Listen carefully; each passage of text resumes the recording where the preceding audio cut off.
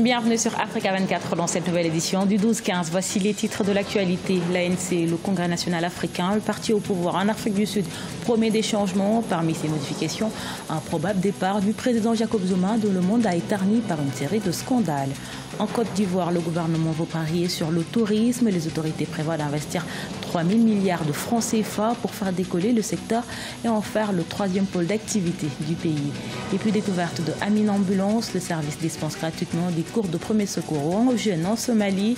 Le pays est fréquemment cible d'attaques terroristes du groupe Al-Shabaab. La présidence de Jacob Zuma serait-elle menacée en Afrique du Sud? La question était au menu de la rencontre ce 19 janvier des hauts responsables de l'ANC, Congrès national africain. Ce dernier se serait résolu à demander la démission du président de la République qui n'est plus à la tête du parti au pouvoir, Corinne Comdem.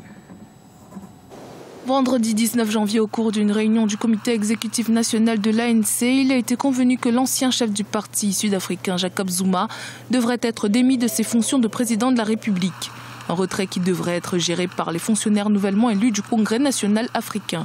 Un départ qui serait donc inévitable, mais dont l'échéance n'a pas encore été fixée. Nous pensons qu'il aurait dû quitter le pouvoir il y a longtemps. Nous pouvons faire campagne pour obtenir son départ, étant donné que nous devons inaugurer une nouvelle ère, une ère de l'unité, une ère qui assure que l'État est libre de corruption, une ère qui assure que tous les cadres du mouvement, quand ils marchent dans la rue, ont la confiance du peuple d'Afrique du Sud qui a toujours respecté l'ANC. Nous ne disons pas nécessairement que tous les problèmes seront résolus avec le départ de Jacob Zuma, mais au moins cela ouvrira une voie importante pour le rétablissement de la confiance du peuple envers l'ANC.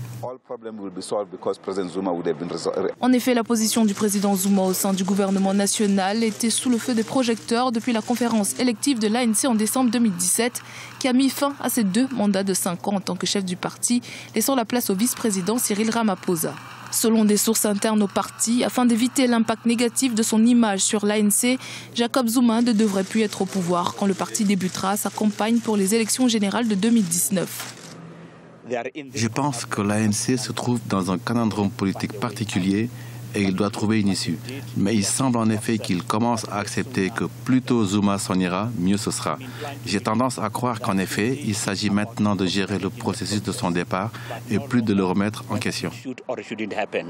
Le comité exécutif national de l'ANC est divisé entre ceux qui se sont farouchement opposés à Zuma et ceux qui l'ont un jour défendu. Certains sympathisants de Zuma plaident plutôt pour un départ diplomatique. Le chef de l'État devrait être convaincu de quitter son poste amicalement.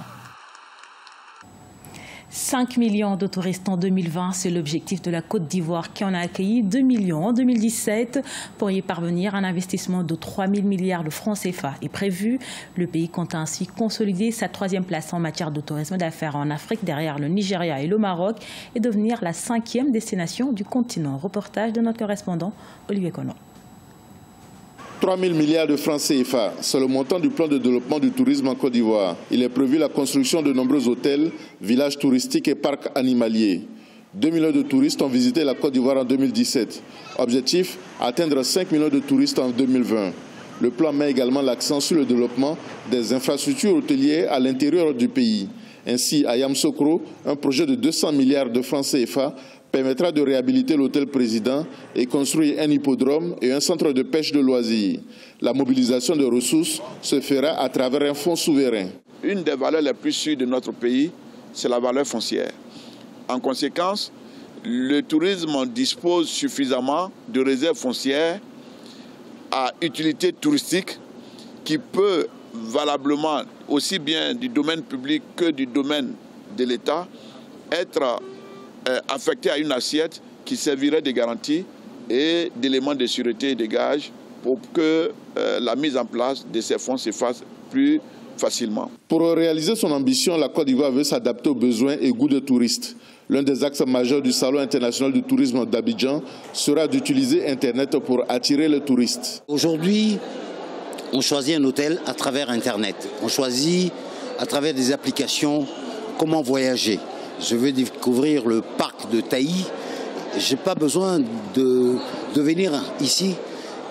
D'abord, je commence à constituer mon voyage en prenant mon billet d'avion sur Internet, en prenant mon séjour avec une agence qui va me faire découvrir l'entrée du parc et tout ce qu'il y a à l'intérieur. Le tourisme contribue à 5,5% au produit intérieur brut de la Côte d'Ivoire, ce qui représente 300 milliards de francs CFA. Le secteur emploie 120 000 personnes. Actuellement, classée 12e, la Côte d'Ivoire veut devenir dans quelques années la 5e destination touristique en Afrique. Face aux fréquentes explosions et attaques terroristes en Somalie, une ambulance propose gratuitement des formations de premiers secours. Amine Ambulance est financée par des dons d'étudiants somaliens en médecine, mais également d'hommes d'affaires locaux. Créé en 2008, le service a gagné en notoriété grâce à sa réponse rapide aux situations d'urgence. Wendiam Valentin Compaoré de Roissy Podo. La Somalie connaît une instabilité politique et sécuritaire depuis 1991. Des attaques de groupes djihadistes armés récurrentes avec à la clé de nombreux blessés, mais aussi des pertes en vies humaines. À titre d'exemple, en 2017, le pays a subi 2 attentats à la bombe faisant au moins 300 pertes en vies humaines et 400 autres blessés. À l'initiative d'Amine Ambulance, un service d'ambulance gratuit, des jeunes Somaliens prennent des cours de premiers secours afin d'aider à améliorer les missions de sauvetage dans le pays. Nous sommes dans un pays d'urgence. Les explosions et les accidents peuvent se produire à tout moment et cela peut arriver partout.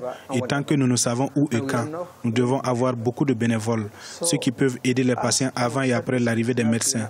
C'est ainsi que nous avons décidé de commencer ce genre de formation au premier secours afin que tout le monde en profite et beaucoup de gens recevront cette formation. L'initiative d'Amine Ambulance est financée par des dons d'étudiants somaliens en médecine, mais aussi des hommes d'affaires locaux.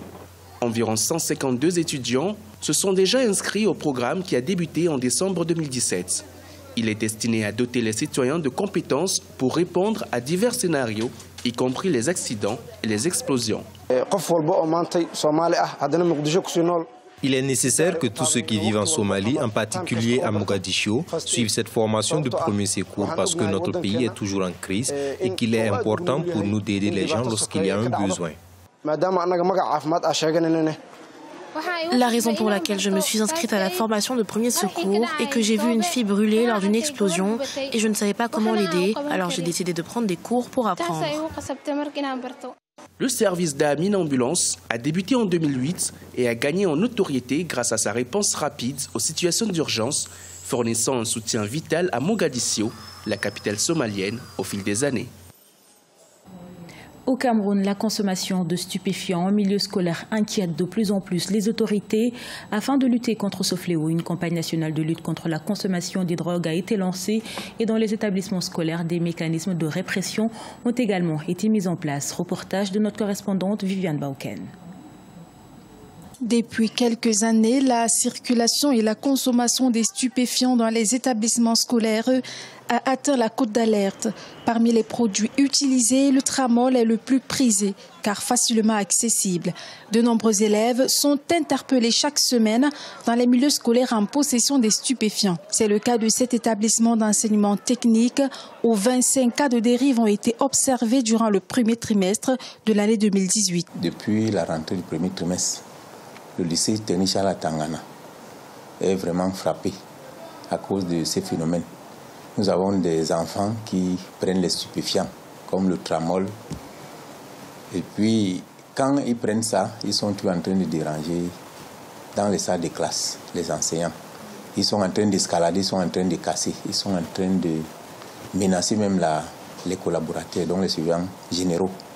Pour faire face à ce phénomène de plus en plus récurrent, l'État a mis à la disposition des établissements scolaires des mécanismes de répression. Mais nous avons pris un certain nombre de mesures avec la police de sécurisation des établissements que M. le Président a créé. C'est-à-dire qu'ils nous ont donné les numéros de téléphone. Lorsqu'on met la main sur un enfant, on les appelle directement.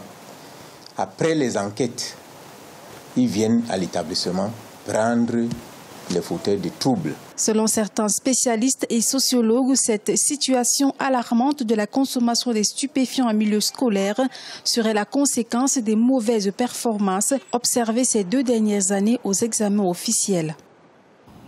Ce journal a été réalisé par l'ensemble de la rédaction. Merci pour votre fidélité. Dans un instant, une nouvelle édition de l'actualité sur Africa 24.